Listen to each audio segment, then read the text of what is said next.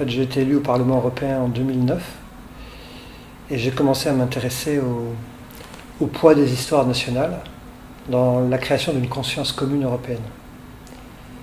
Et j'ai eu l'idée de faire un livre sur les moments où, dans l'histoire de l'Europe, les gens qui avaient vécu l'histoire de l'Europe avaient pu se sentir comme participants non pas à une histoire purement locale ou nationale, mais comme participants à une histoire qui dépassait leur attachement local, régional ou national. Et donc contribuait, peut-être d'ailleurs sans le savoir parfois, à l'élaboration d'une histoire européenne faite d'imbrication d'histoires qui n'étaient plus chaque fois nationales, régionales, mais qui dépassaient les cadres locaux. Je prends deux exemples, la Constitution polonaise, dont les Polonais croient toujours que c'est la première constitution écrite en Europe, mais ce qui est faux, puisque la première c'est la Constitution corse. Bon, c'est vrai, la Corse, la Pologne, mais enfin bon, je le dis en plaisantant parce que je suis corse, c'est la première fois qu'un peuple européen écrivait une constitution. C'est pas la première fois qu'on parlait des droits de l'homme.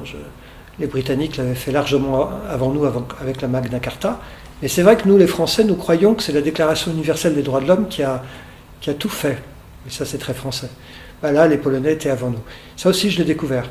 Je l'ai découvert en travaillant le livre et puis par mes amitiés polonaises. Je crois aussi important que l'Europe se construise avec des héros.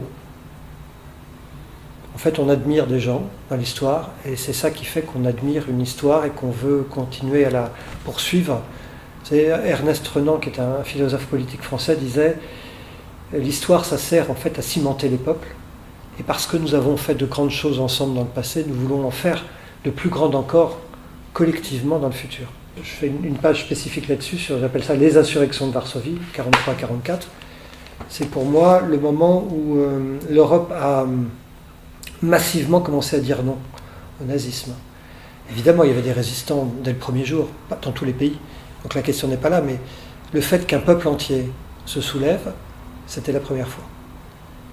Et par deux fois, même si l'histoire de ghetto a sa propre histoire bien sûr, par deux fois une ville s'est soulevée. Ça, je crois que c'est dans la mémoire européenne parce que la politique, ça sert à une chose, ça sert à dire non. Et les Polonais ont deux fois dit non.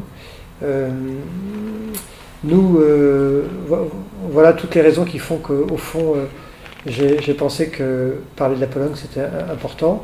Puis j'avais fait une page, j'avais appelé ça 1939-1945, tous ceux qui ont dit non. Des Européens qui ont dit non. Alors évidemment, celui qui sait dire non, c'est Churchill. Évidemment, c'est celui qui sait dire non.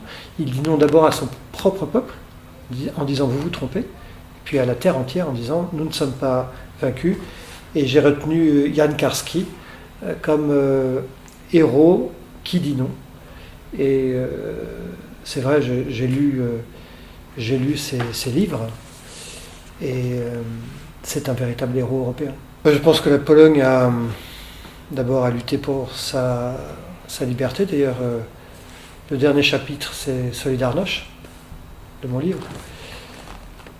Donc, moi, j'ai un souvenir quand j'étais étudiant, j'étais allé écouter un concert de Yves Montand. On était en 82, je crois. Donc, 82. Et il avait fait son concert, c'était à l'Olympia. Et à la fin, il avait mis une grande banderole de Solidarność.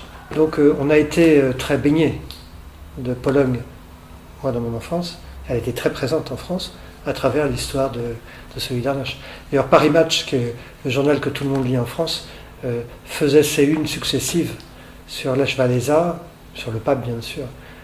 Je pense que les Polonais n'ont pas conscience de la présence qu'ils ont dans l'inconscient collectif en France. Ils sont beaucoup plus présents que les Polonais le pensent eux-mêmes. Les Polonais ont un sentiment permanent de ne pas exister suffisamment.